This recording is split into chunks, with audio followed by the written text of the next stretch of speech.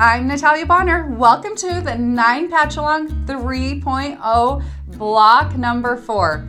All right, friends, before we get stitching today, we're going to want to grab our 4-in-1 machine quilting ruler. Remember, I've got that Piece and Quilt pop socket ruler grip on the back. Now, what thread am I using here? I've got some sew fine thread on the top, and then on my bobbin, I have bottom line thread. That's the combination I love to use. I have really great success using that. So that's what I'm using throughout this whole stitch along. Now before we hop over to the machine, don't forget to pick up your companion workbooks. We have a piecing one that has a piecing pattern, and we also have a design workbook that has all of these designs that I'm sharing with you inside of that workbook. You can find all of those over on our website, pieceandquilt.com. Alrighty friends, let's get stitching.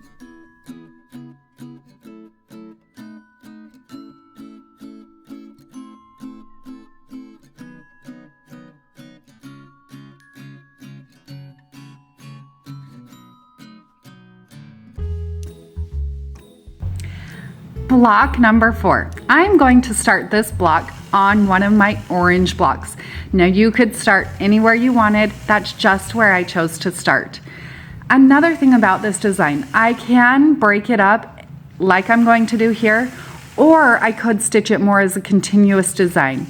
Sometimes I feel like it's a little bit more beneficial if you just break things down and focus on one small section of the block at a time, and don't try to become overwhelmed with the machine quilting with the whole block. Break it down and focus on one small thing at a time. On this block, I'm going to start out in my first block or my second block, wherever I choose to start, and stitch an X through the center of the block. You'll notice that I'll travel along the ditch across the top side of that block, or really any side, to complete the X. Once I've completed my X, now I'm going to fill in 2 sides of that X, so 2 of the triangles that I've created, with some heavy back and forth straight lines, some matchstick quilting. You'll see here as I stitch out my matchstick lines, I like to use my 4-in-1 machine quilting ruler when I stitch those, really just as a guide. I'm keeping my lines really close to each other. They're maybe 1/8 of an inch apart. I'm not necessarily measuring with my ruler that distance. I'm kind of eyeballing it, but I'm just using my ruler to keep my lines nice and straight. So once I finish the first block, then I'll move on to the second block and repeat the same process. But what really creates a lot of interest in this design and on these blocks is that I'm alternating the direction of the block as I stitch. So in one block, I'm going to stitch horizontal lines, and then in the next one, I'll switch and I'm going to fill in vertical lines and back and forth as I work my way through this block. So I just make sure that I'm alternating the design in every other block. Now you're also going to notice I love the look of Stitch in the Ditch. Tell you that all the time, but I am going to also complete my Stitch in the Ditch work as I travel across my block. Now on this block, I'm going to work just across in rows. So the first 3 blocks in a row, and then I'll travel up to the next set of 3 blocks and I'll work on those. So again, just break it down. If it's breaking it down into 3 blocks at a time, or even like this, just 1 block at a time. Now to create a lot of interest on this block, and actually throughout this whole entire stitch along, I am using Sew Fine peach thread. Now, I don't always use a thread color that creates a lot of contrast, but sometimes, like here, by using a thread color that's slightly different, you're going to create just a little bit of extra interest with machine quilting. I like to use the Sew Fine thread because it's a really fine thread, so even with a contrasting thread, it still doesn't become too powerful. Now something else to consider when you're working with a design like this, I like to stitch in the stitch regulated mode. For this particular design, my stitch length is set at 13 stitches per inch. So when you're getting smaller and doing more detailed, more fine quilting like this, increase your stitch length and you might find that you'll have a little bit better result for that just tiny quilting like I'm doing here. So continuing on, now I'm finishing the 6th block on my 9 patch, and again, alternating the direction with those lines, really creating a lot of interest. I'm using the Quilters Dream Poly Deluxe batting here, so I also get some great texture and loft with that batting. It's not a super lofty batting, but it still creates some pretty great texture. You can play around with battings. This type of a quilt, a sampler like this, one that you're learning on, is a great place to try a new batting and see if you like it. Just because I love a batting or I love a thread does not mean it's the only thing you can use. Try different things and see what you like best. Now, even on this design, I'm using the matchstick quilting to create that contrast, to create kind of the depth that happens with this block. You could use a different filler. If you wanted something more playful, you could stitch like pebbles in there, or you could even stitch figure eights, loops, something like that. Just because I'm doing matchstick quilting does not mean you have to.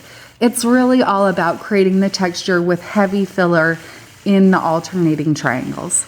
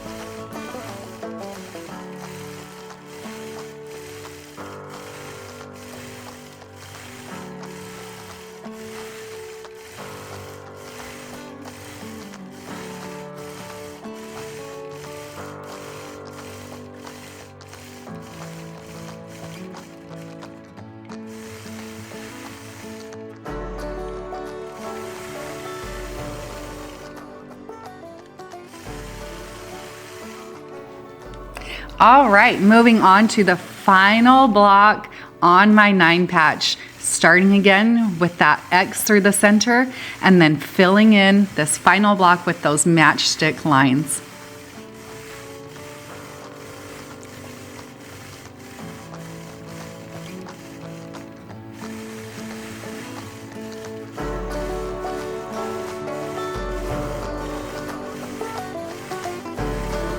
This has been such a fun block to machine quilt. I love the simplicity, but yet the texture and dimension that this design creates. I hope you're all able to find a bit of inspiration from block number 4. I can't wait for block number 5.